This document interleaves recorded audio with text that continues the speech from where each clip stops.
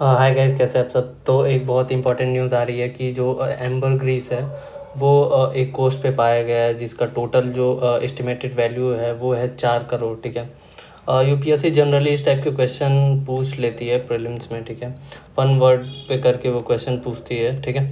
तो हमारे लिए इम्पोर्टेंट हो जाता है कि व्हाट इज़ एम्बरग्रीस। ठीक है। तो चलिए वो डिटेल में जान लेते हैं कि एम्बरग्रीस के यूजेस क्या क्या हैं। ठीक है। और एम्बरग्रीस क्या है। ठीक है। कहाँ से ये पाया जाता है। तो यहीं पे मेंशन हुआ है कि एक रेयर टाइप का सब्सटेंस है। ठीक है। इसको ग्रे एम्बर बोलते हैं फ्रेंच में। ठीक है। चलिए आगे चलते हैं और थोड़ा एक बार देखते हैं कि जो एम्बरग्रीस है वो क्या फॉर्म में है। ठीक है। तो ये पिक्चर्स हैं उनके। तो फ्रेश एम्बरग्रीस है और ये स्टैंडर्ड फॉर्म में और ये वाइट फॉर्म में। बेसिकली जो इनका प्राइस होता है वो 1 kg की अगर बात की जाए तो अप्रॉक्स ये 1 करोड़ से 2 करोड़ तक जाता है इनका प्राइस। ठीक है। तो आगे बढ़ते हैं, एक बार डिटेल में देखते हैं कि एम्बरग्रीस है क्या। तो बेसिकली इसको एक फ्लोटिंग गोल्ड भी बोला जाता है। और यहाँ पे 1 वर्ड क्वेश्चन यूपीएससी ऐसे फॉर्म कर देगी। तो जैसे दे देगी व्हाट इज़ फ्लोटिंग गोल्ड, और 3-4 ऑप्शन आपको दे देगी, उसमें से एक एम्बरग्रीस भी रहेगा। तो इस टाइप के जनरली क्वेश्चन बनते हैं। ठीक है। ये तो हम ऑलरेडी डिस्कस कर चुके हैं। बेसिकली एक वैक्सी सब्सटेंस है। ठीक है। कि जो कि ओरिजिनेट होता है डाइजेस्टिव सिस्टम जो होता है स्पर्म वेल का, वहाँ से। बेसिकली एक भ्रांतियाँ ऐसी फैलाई गई हैं कि ये जो एम्बरग्रीस होता है वेल का वोमिट होता है। ऐसा कुछ नहीं होता है। बहुत सारे आप देखेंगे तो जो कोचिंग के वो नोट्स वगैरह है वहाँ पे ये लोग जनरली वेल वॉमिट ही लिखे हैं। ऐसा कुछ नहीं है। ठीक है। इतना एक्सपेंसिव क्यों है एम्बरग्रीस जो है। तो चलिए आगे बढ़ते हैं और देखते हैं कि जो एम्बरग्रीस है बेसिकली बहुत हाई डिमांड में रहता है और इसका बहुत प्राइस हाई भी रहता है इंटरनेशनल मार्केट में। ठीक है।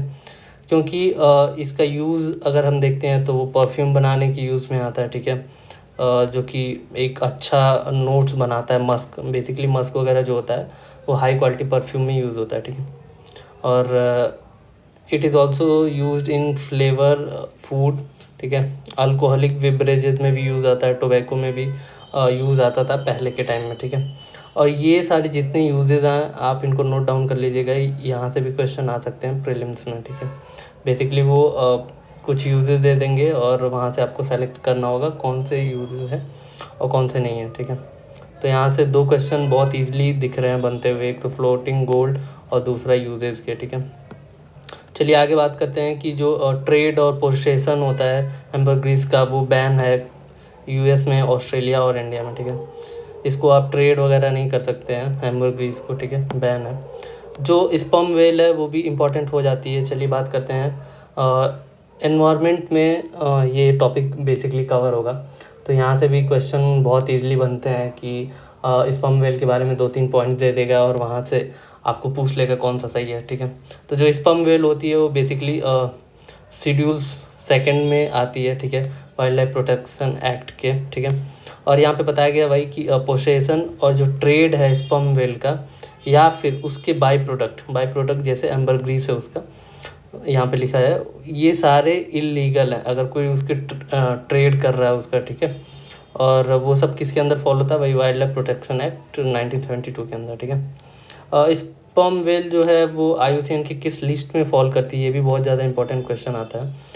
तो वल्नरेबल कैटेगरी है। ठीक है। इसको आप ज़रूर याद रखिएगा, जहाँ जहाँ मैंने सर्कल किया है उसको याद रखिएगा। ये सारे बहुत ही इंपॉर्टेंट पॉइंट है।